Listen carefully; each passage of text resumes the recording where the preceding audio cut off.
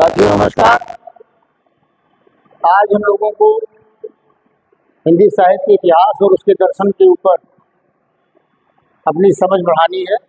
पिछली कक्षाओं में आपने हिंदी साहित्य के विकासक्रम पर गहराई से ध्यान दिया है। इस कक्षा में हम लोग साहित्य और इतिहास के संबंध को समझते हुए उसके विकासक्रम को समझने का प्रयास करेंगे। दुनिया में जितनी भी चीज़ें हमारे संपर्क में हैं या जिन चीज़ों के बारे में हमारा संज्ञान है, हम जानते हैं, उन सब का कोई न कोई इतिहास है। यहाँ तक कि हर शब्द का इतिहास है, हर वस्तु का इतिहास है। ऐसे में जो साहित्य लेखन किया गया है उसका भी एक इतिहास है।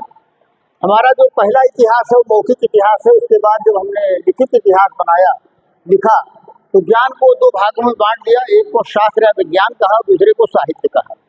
अर्थ की दृष्टि से दोनों में अंतर है। हम शास्त्र या विज्ञान के अर्थ को शब्द वही रहते हैं, लेकिन हम उनको विचारी सुस्त कहते हैं और दूसरे तरह की अर्थ प्रक्रिया में हम अविचारित रमणीय कहते हैं। तो साहित्य की जो अर्थ प्रक्रिया है वो 4 स्तरों पर अभिधा लक्षणा व्यंजना से निर्धारित होती है और यही उसका अलगाव शास्त्र या विज्ञान से उसको अलग करता है। इसका जो इतिहास है वो इतिहास वाल्मीकि रामायण जो लिखने वाले हमारे यहाँ महर्षि वाल्मीकि हैं, उनको क्रौंच पक्षी के विहार करते समय बहेलिये के द्वारा वध कर देने के कारण जो पीड़ा उत्पन्न हुई, उससे वहाँ के साहित्य की सर्जना जो पहला श्लोक निकला वहाँ से माना जाता है। तात्पर्य है कि हमारा साहित्य जो है वो अन्याय के विरुद्ध में, जो कमजोर है, जो दलित है, जो शोषित है, जो अन्याय इसके ऊपर किया जा रहा है, उसके समर्थन में प्रारंभिक काल से ही खड़ा रहा है। यद्यपि साहित्य की जब परिभाषा की गई, काव्य की जब परिभाषा की गई, तो उसके बहुत सारे अन्य उपादेयता को सिद्ध करने के लिए अन्य चीजें बताई गई कि वो इस भी देता है, अर्थ भी देता है, न्याय भी देता है, व्यवहार भी बनाता है और लोक कल्याण भी करता है।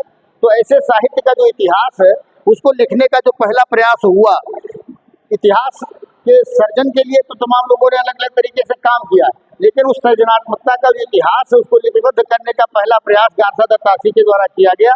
गारसा दत्तासी भारत में कभी नहीं आए, वो फ्रांस में थे और हिंदुस्तानी के प्रोफेसर थे। उन्होंने अंग्रेजों के द्वारा जो वार्षिक रिपोर्टें तैयार की जा रही थी उनको वहाँ से मंगा करके उनके आधार पर उन्होंने साहित्य का इतिहास लिखने का प्रयास किया। लेकिन ये एक संकलन था, एक संचयन था जो उर्दू कवियों और हिंदी कवियों को लेकर के मिला हुआ बनाया गया था, जिसमें जो बहुसंख्यक थे वो उर्दू के कवि थे और जो कम संख्या वाले थे वो हिंदी के कवि थे। लेकिन इसमें कोई कालक्रम नहीं था और जो इतिहास लेखन की मूल प्रतिज्ञाएं होती हैं उससे ये अलग था। इनका जो है 1839 से और 1847 में 2 भागों में ये जो आपका गारसा दत्तासी का इतिहास लिखा गया, ये 1839 और 1847 में इसका प्रकाशन हुआ। बाद में 1839 और 1847 में प्रथम और द्वितीय भाग का प्रकाशन हुआ। बाद में इसका संशोधित संस्करण 71 में आया। इसी के साथ एक दूसरा काम भी हुआ, मनिंदर शुक्ल जी का इनका भाषा का भी संग्रह था। इन्होंने भी कवियों का जो है संकलन किया, उनकी कविताओं के उदाहरण दिए, लेकिन इतिहास लेखन की शर्तों को इनके द्वारा भी पूरा नहीं किया गया। एक बड़ा संकलन शिव सिंह सेंगर ने तैयार किया। शिव सिंह सेंगर हमारे उत्तर प्रदेश के उन्नाव के रहने वाले थे।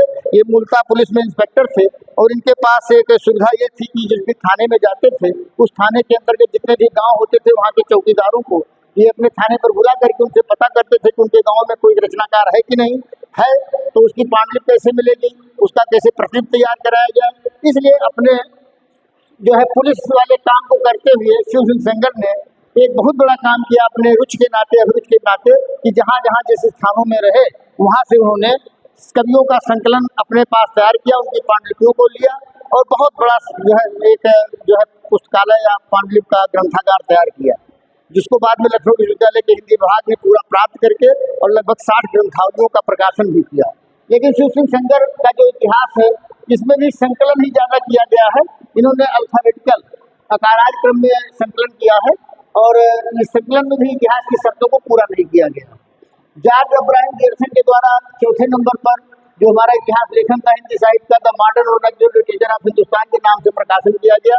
जॉर्ज अब्राहम गियर्सन के द्वारा भी इतिहास लिखा गया, उसमें कालक्रम का विभाजन करने का प्रयास किया गया, प्रवृत्तियों को भी बताने का प्रयास किया गया, यानी इतिहास के कुछ शर्तों को अब्राहम गियर्सन ने पूरा किया द मॉडर्न और नेचुरल लिटरेचर ऑफ हिंदुस्तान वाली पुस्तक में।